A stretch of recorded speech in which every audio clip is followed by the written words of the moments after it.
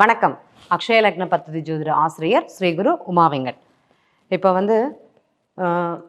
ஒரு நண்பர் கேட்டாங்க, நட்சத்திரங்கள் பலமாக வேலை பார்க்குதா, கிரகங்கள் பலமாக வேலை பார்க்குதா அப்படிங்கிற கேள்வி கேட்டாங்க. இப்போ பார்த்தீங்கன்னா, நட்சத்திரமா கிரகமா அப்படின்னு ஒரு கேள்வி வந்ததுன்னா, இந்த நட்சத்திரம் அப்படிங்கிறது கிரகங்கள் மூலமாகத்தான் இயங்குது அப்படிங்கிறத நம்ம தெரிஞ்சுக்கணும்.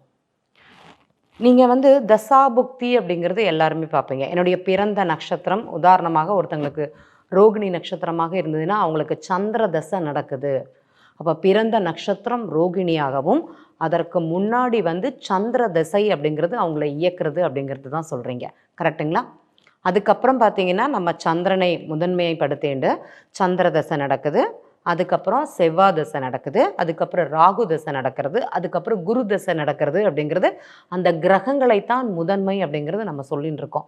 அதற்கு பின்னாடி இயங்கக்கூடிய நட்சத்திரங்கள் நமக்கு தெரியாது அப்படிங்கிறது தான் உண்மை. பிறந்த நட்சத்திரம் மட்டும்தான் நம்ம எல்லாருக்குமே தெரியும்.